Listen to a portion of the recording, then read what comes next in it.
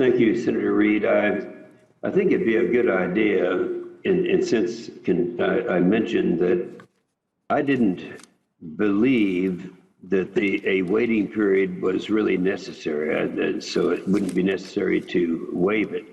Although I've studied a little bit more in the opening statements of both of our witnesses. And so let me just do this. I'm going to go ahead and read that part of the Title 10 that is verbatim here. Quote, I'm quoting now, there is a Secretary of Defense who's the head of the Department of Defense appointed from civilian life by the President by and with the advice and consent of the Senate. A person may not be appointed as Secretary of Defense within 7 years after release from active duty as a commissioned officer of a regular component of the armed forces. Now, Dr. Khan, you know, this is kind of arbitrary, I guess, the 7 years. Is there a reason for 7 years instead of 4 years or 1 year or in general? Is this a threshold that we ought to keep or should change, maybe be considered? Thank you, Mr. Chairman. You are correct. The number 7 is somewhat arbitrary. The original number 10 was also arbitrary. It was a nice round number. And 7 was the compromise between leaving it at 10 and reducing it to 5, which was the debate that came up in 2007, 2008. However, I do think that 7 years is actually a good period because, as multiple people have pointed out, it allows a minimum of 2 rotations for military deployments and assignments, which means that that allows time for the command relationships and the people in those command positions to change significantly from the time that the recently retired officer was in a position of command. That helps in a lot of ways to mitigate the problem that both you and Mr. Ranking Member mentioned about Mr. Mattis relying heavily on his network of military contacts.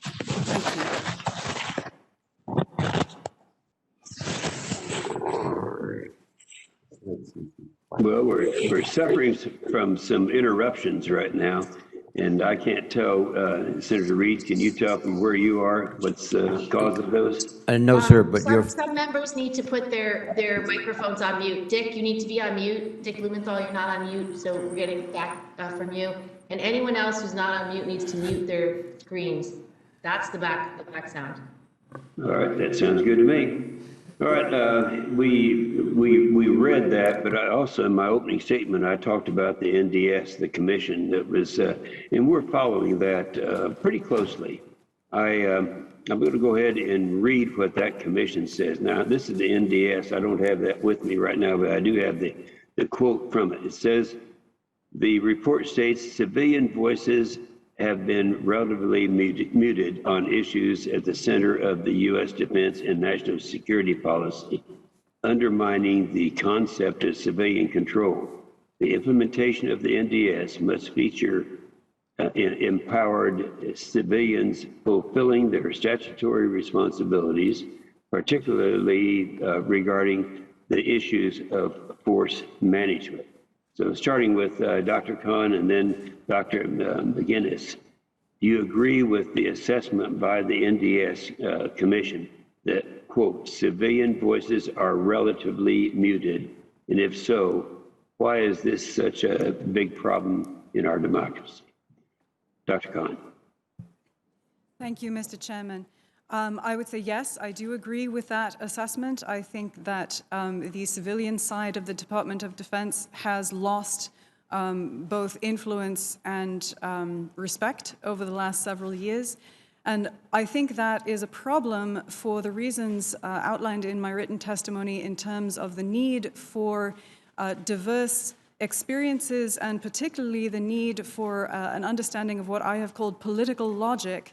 That is people who are dedicated to thinking about defense and security in policy terms and not just in what we might think of as practical military terms. I think that the military side is well represented in the debates internal to the department. What's happening now that is the civilian side is less well represented, and that creates an imbalance and I think produces worse policy. Thank you, sir. Well, and Dr. McGinnis, do you agree?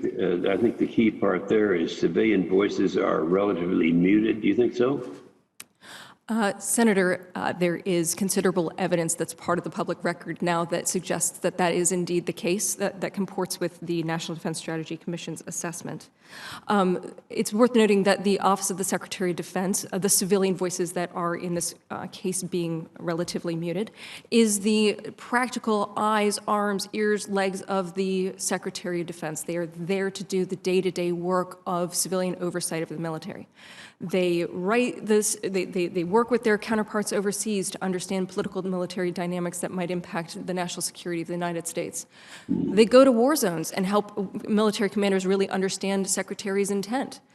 They are the practical, where the rubber meets the road of civilian-military relations. The Office of the Secretary of Defense is where it happens. And according to the National Defense Strategy Commission, as well as, again, a growing chorus of voices that I referred to in my opening statement, those civilian voices are relatively muted now.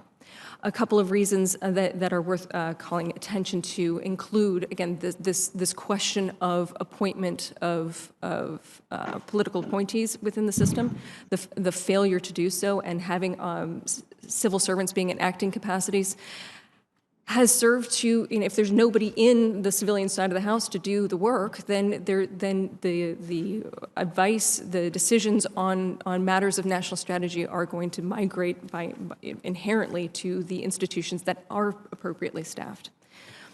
Why does this matter? I refer once again to the National Defense Strategy and the National Defense Strategy Commission's reports. The NDSC Commission notes that China is engaged in a whole-of-society strategy to accomplish its objectives, many of which are counter to U.S. objectives. The political military nature of the security environment which we are operating in requires political military connections and connective tissue between the military instrument and the broader political objectives of this country and the broader prerogatives of the president himself. Without the civilian side of the house, without that civilian pillar being able to do its job effectively, we are missing a critical voice, a critical note, a critical connective tissue in this discussion, if you agree with the National Defense Strategy Commission's report on this matter. Well, we're going to be having the hearing coming up, so if a waiver is granted, I'd like to ask each one of you, what types of questions should we ask to mitigate some of the potential problems that might come with having the waiver granted? This hear from both of you, Dr. Khan and Dr. McGinnis.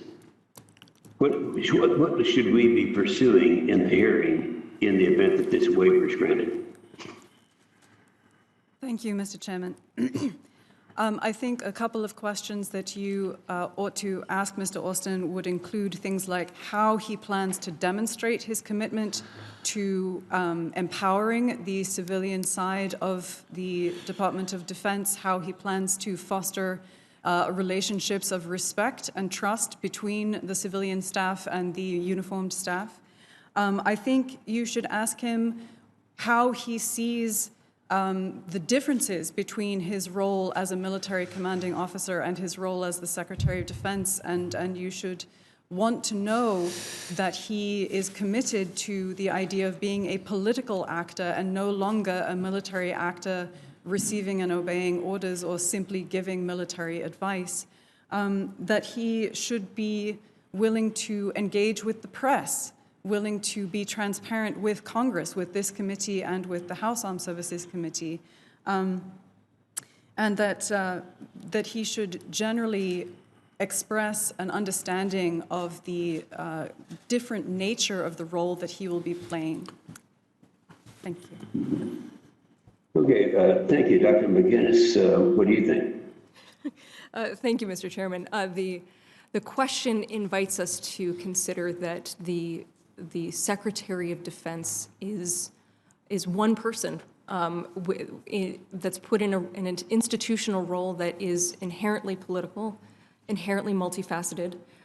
It's, as one scholar put it, it's the impossible job within the department because there's so much to it.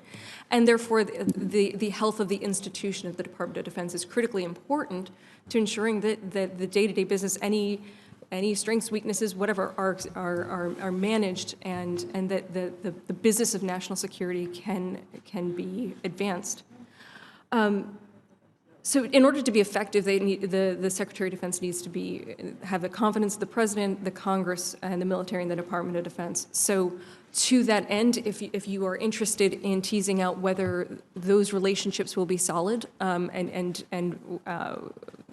comport with what you would like to see, some suggestions might include, whether or not the nominee would be amenable to taking a close look at the health of the civilian workforce.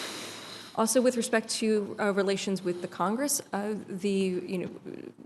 one proposal that was tabled last time when when it was the nomination of Secretary Mattis was considered, was whether or not the then nominee Mattis would testify in front of the House Armed Services Committee. That might be another option to consider. Okay, that makes sense. Senator Reid.